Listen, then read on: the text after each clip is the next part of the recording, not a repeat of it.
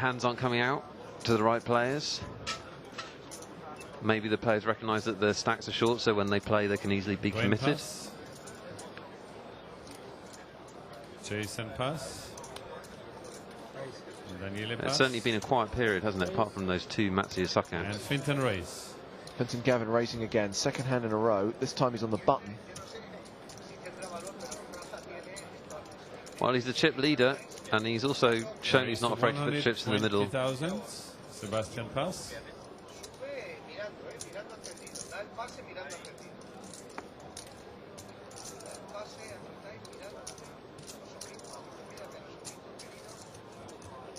Davide Kitai studying in the big blind.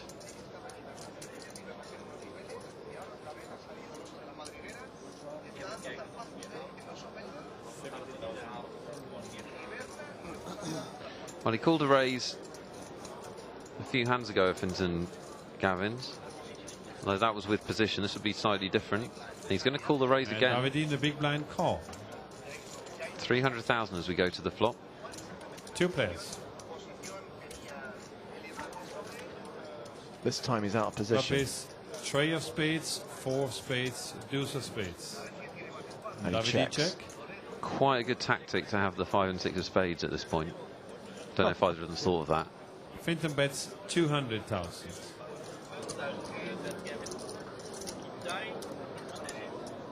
Well, Fintan Gavin's probably got none of that, but he probably thinks Davide Kitai's got none of that either. It's one of those boards, isn't it? Davide call. Wow. Yeah, that is interesting, just calling. Two big stacks at the start of the hand. 700,000 in the middle now, James. This is a significant pot. This is what we've been waiting for. Sorry. Knew sooner or later there'd be a big hand. Turn card. It's surprising to see two of the bigger 10 of stacks clubs. taking each other on with so Davide many check. smaller stacks. Well, three smaller stacks. 4. Checked again. Fintan bets Fintan bets 400,000. again. 400,000. That really does put the pressure on. He's asking Davide now if he wants to play for stacks, because I don't think Davide can call this and fold the river. Well, he definitely can't, so we definitely shouldn't.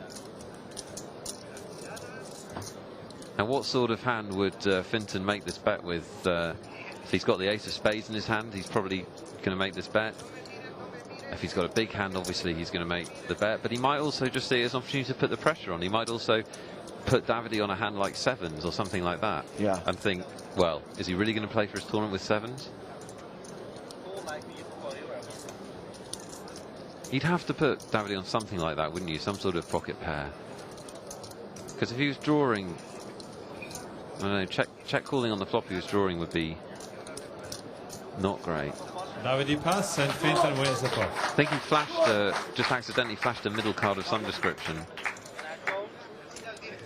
Well, Fintan shows a 10, so he hit on the turn. Fintan Gavin, not Fintan Allen. That's somebody I've just made up. It's all, two of them are the same, it doesn't matter. Two of them are the same, Thomas. It doesn't matter which one you chose. Well, he's claiming pocket tens. Oh, yeah. The suit is important, I suppose. Well, Fintan Gavin claiming pocket tens. I think we only saw one of them. 2 million he's got now, Fintan Gavin. And Davide Kitai falls below the million mark. Interesting hand because, Yeah. I mean, He's got pocket tens. He's raised. It's checked him on the flop. He makes a big bet and gets called. Hits trips on the turn, but Yeah. I guess he's worried about the draw. He's worried about the spade oh draw. yeah, he can't. Yeah, he can't slow down obviously because Davide could easily call with a big spade in his hand or any other kind of draw. But sort of interesting from Kitai's point of view because check calling the flop in quite a big pot with not too much behind. I don't know.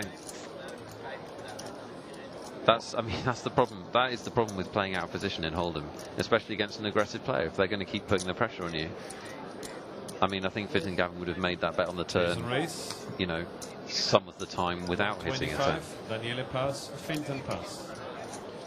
Anyway, he's our chip Sebastian leader. pass. 2 million chipped, and it's his first Davide EPT, pass. James.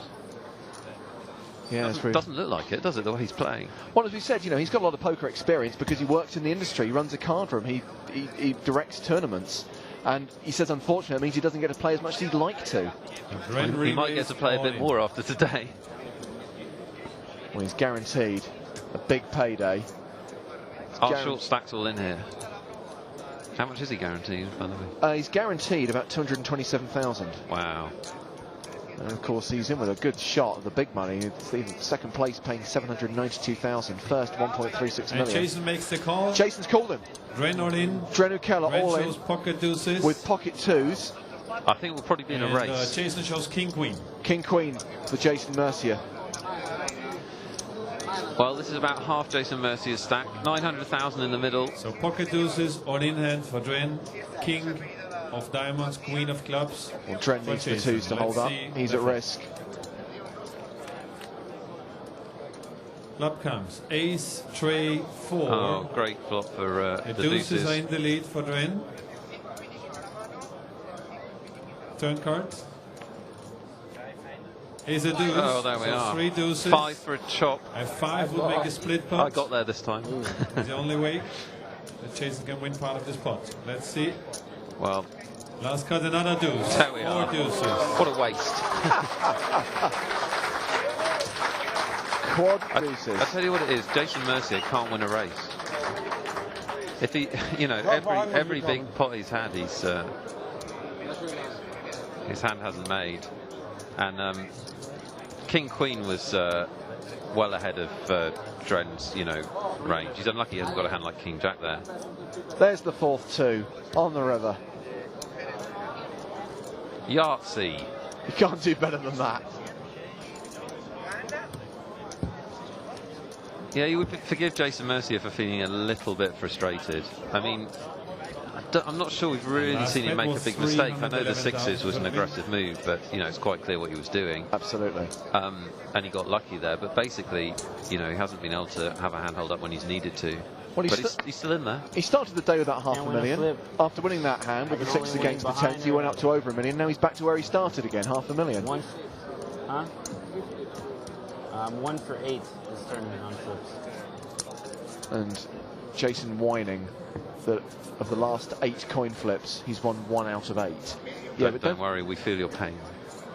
But equally, Jason, don't forget that you did suck out with the sixes against the tens. That makes up for losing 7 coin flips. Now, you know the rule, James. Never remember your suck outs. No. You only remember the hands you lost.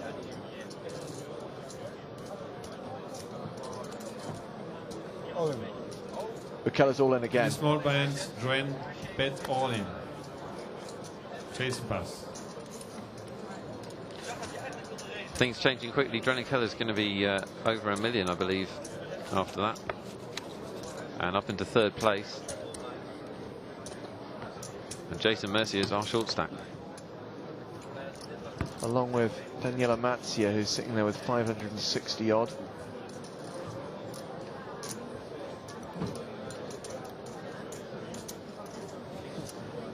He's still smiling. And doing some special magical hand symbols. I don't know what that means, but then I'm not urban, so.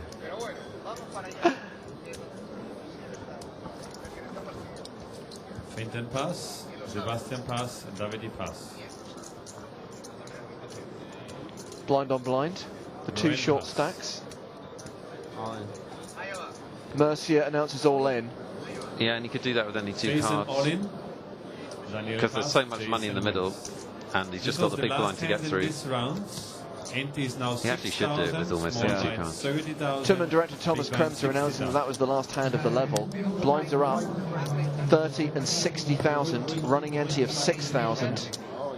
That's not the news you want to hear if you're Jason Mercier or Daniela Matzia. And just a reminder, we'll play half this level before the dinner break. Poker players need food too. Some don't need much. Some have already had more than their fish. Yes. Emails are welcome, nuts@eptlive.com. Questions and comments. Yeah, we'd like some commentary on the play. We haven't had too many messages like that. Indeed. And we know we've got some Irish fans watching.